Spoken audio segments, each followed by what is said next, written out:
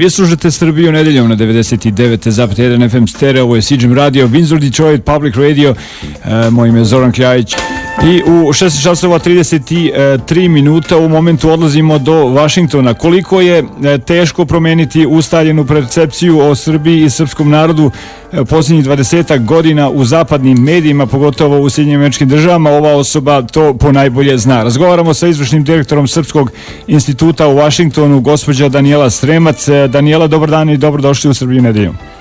Dobar dan, Zorane, hvala vam i veliki pozdrav svima nama u Kanadi. Gospođo Stremac, za sam početak, otkud Srpski institut u Vašingtonu, kada i kako je to sve počelo? Pa, mislim, to je na neki način produžetak moje bitke 90. godina da, eto, predstavim srpski glas ovde u Vašingtonu, srpske pozicije, da li u vezi srpskog naroda i njihovih prava u Bosni i Hercegovini, u Krajini, na Kosovu, na Balkanu. I to je bila jedna borba tokom 90. godina kada Srbiji nisu imali ni glas, nisu imali ni ambasade koji ih predstavljaju. Danas, eto, je mir u Bosni i Hercegovini, postoji Republika Srpska i danas je malo naša borba za glas drugačije varijante. I prošle godine imamo na odboru Srpskog instituta, hteli smo da osnovimo ponovo nešto što bi predstavljao srpski glas u, da kažemo, jednim, ako ne najbitniji grad na svetu gde se neke odluke donose, a to je Vašington, gde svaka etnička grupa ima svoje kancelarije, gde su i mnogi ljudi tu rade i lobiraju i predstavljaju njihove perspektive. Mi smo malo na tom frontu, da kažemo, možda nismo toliko jaki kao drugi, finansijski i tako dalje, ali eto, borimo se i naravno trebamo da gledamo na budućnost, kako da predstavimo naš narod na pozitivan način. Momentalni najbitniji projekat instituta je da poboljšamo ekonomsku situaciju kako bi pomogli našem narodu, čak da kažemo i pomogli da se neki iz dijaspore vrate, da imaju poslove, da rade i da grade bolju budućnost. Danijela, koliko je zaista teško promijeniti pre svega američki stereotip o Srbima i Srbiji kao pod navodnicima lošim momcima, naime nakon naravno raspada bivše Jugoslavije, na temu o isključivim krivcima za sve nedaće na Balkanu su pripisivani isključivo Srbiji?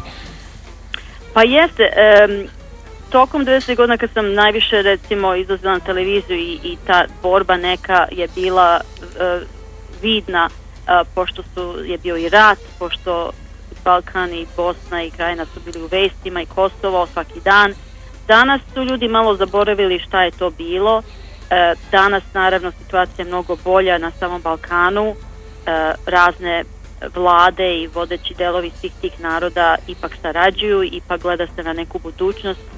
Shvata se da sve te etničke grupe moraju da žive jedne pored drugog, da sarađuju i da nešto pozitivno urade. Srpski institut pokušava sad da fokusira na nekoliko načina, da kažemo multimedijskih načina, da komuniciramo bitna pitanja publici i vladi Amerike.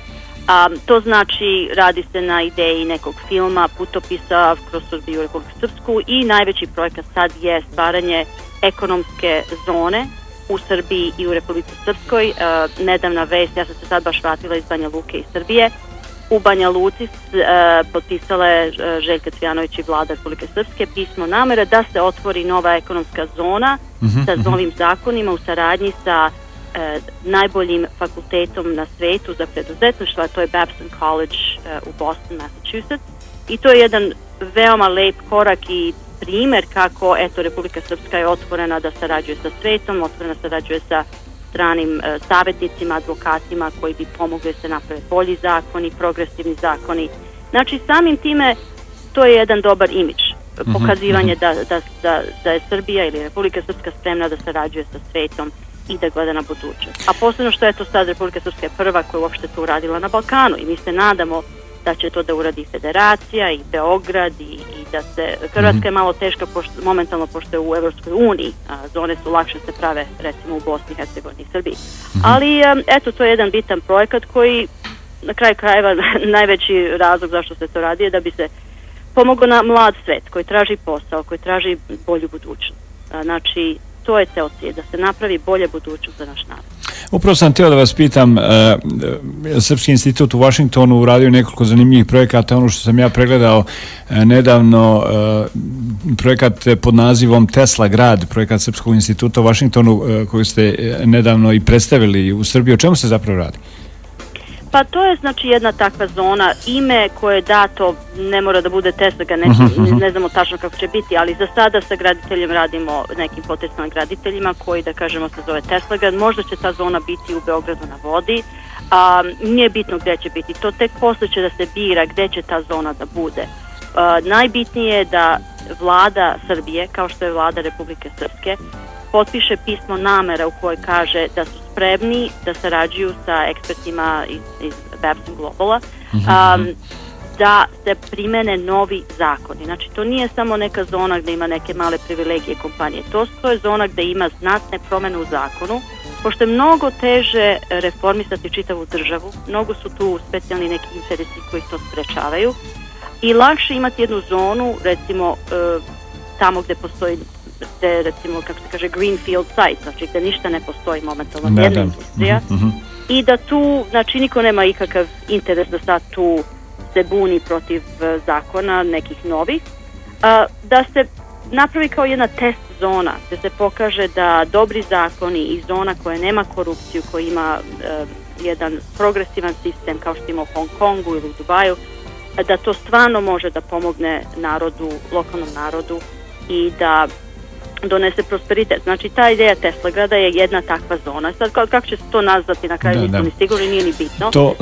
Važno cilj je da se prave te zone. To neće nikakve imati veze, jel tako, sa projektom Beograd na vodi, projekat koji je Beograd zvaničan i Srbija već odavno u vezi sa arapskim investitorima. To nema nikakve veze s tim. Moguće je da će imati, pošto mi želimo da napravimo te zone, sad samo je u pitanju gde. Znači, momentalno isto diskutujemo da li bi možda takva jedna zona bila dobra da se uradi u Beogradu na vodi, što bi stvarno trebalo. Pošto ne mogu se dovesti investitori ni u Beogradu na vodi ako su zakoni nisu pozitivni i ne podržavaju industriju na način kako bi trebalo. Čim su zakoni takvi kako je poželjno industrijama, oni će doći. I zato je neophodno imati takvu zonu baš na Beogradu na vodi i također ta druga zona, recimo Tesla, nisam sigurno baš gdje će se to napraviti. Znači, dve takve zone okolo Beograda je sasvim ok. Može takva jedna zona u Republici Srpskoj, kao što već sad radimo. Znači da, što više tih zona, što bolje, što veća šansa da će se pridobiju neke industrije da dođu tu na to područje. Naravno. Danijela, da preokrenemo malo temu u neke druge vode. U proteklih 20 godina imali ste priliku da kontaktirate i sarađujete sa raznim političkim partijama na vlasti u Srbiji. Koja vlast po vama je najviše želela da čuje srpsku dijasporu? Teško pitanje. Zato pitam vas ovo, zato što... Nisam baš sigurna da bi htjela da odgovorim. Znate šta, ja mislim da postoji u svakoj vladi interes i želja da se sarađuje sa dijasporom, ali to je malo ovako jedno generalni, kako kažem, ideja. Znači, sve zavisi ko u toj vladi, sve zavisi koliko postoji vremena i resursa da neka konkretna saradnja može se napraviti. Znači, jedno je imati želju da se sarađuje, a drugo imati resurse da se napravi konkretni projekat, da u svakodnevnim nekim odnosima i kontaktima da neko tu je zadužen za to. Mislim, najveći problem u svakoj vladi u Srbiji, bilo koja partija, je to da profesionalni kadar nije dovoljno jak. Ne postoji radne navike koje mi imamo u Americi, da se recimo nešto obično kao da se odgovori na e-mail. Naravno, od sitnica. Znači, mnogo je teško sarađivati sa bilo kojom vladom ili kompanijom u Srbiji bilo gde, ako ne postoji jedan profesionalizam, a naravno nekad su oni toliko preopterećeni i e-mailima i ne znaju koji su im prioriteti i nemaju vremena da govore. Znači, cijela ta struktura da bi vlada mogla da sarađuje i mogla da nešto pozitivno uradi, ako nedostaje, onda i ako imaju želju, znači ne mogu. Znači, za sada u Srbiji je to malo više problem, je ta administracija, management, Ne postoji takozvani middle management, taj srednji management. Znači, recimo, eto, Aleksandar Vučić, on pravi najviše odluka i sve se čeka na njega. A u Americi postoje, recimo, 100-ak ljudi u State Departmentu koji stvarno mogu neke odluke da donesu.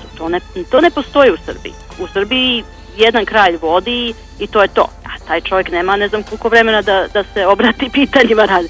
To je najveći problem. Ja mislim postoji dobra volja da se sarađuje sa dijasporom, ali ne postoji struktura, ne postoji organizacija. Kad bi mi neko dao priliku da organizujem vladu Srbije, ja bi to tako rado uradila, pošto inače u svojoj kući isto volim sve da organizujem kako treba. Još ćemo dugo čekati na to da bude žena predsjednik vlade u Srbiji. Nikad se ne zna.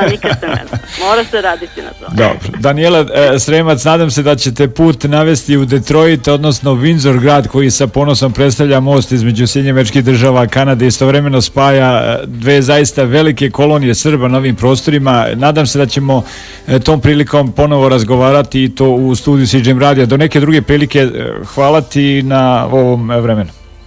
Hvala i vama mnogo i nadam se da se vidimo uskoro. Poštovani slušalci, bila je to Danijela Sremac, uživo iz Vašingtona, žena bez dlake na jeziku, osoba koja u Americi već preko 20 godina se bori sa medijskim stereotipom o Srbima kao lošim momcima. Stručnjak je za međunarodne odnose, vodila je javne tribine sa predstavnicima Američkog kongresa, rasprave sa saradnicima Bele kuće i lobistima koji su radili za Hrvate, Bošnjake ili Albance. Imala je čak 235 nastupa na glavnim televizijskim radiostanicama SAD-a. 25 puta je samo bila na CNN-u. Objavila je knjigu Rat reči o medijskoj kampanji protiv Srba. Autor je knjige Srce Srbije, turneja kroz kulturu. Više informacija o Srpskom institutu u Washingtonu možete naći na internet adresi www.serbianinstitute.com.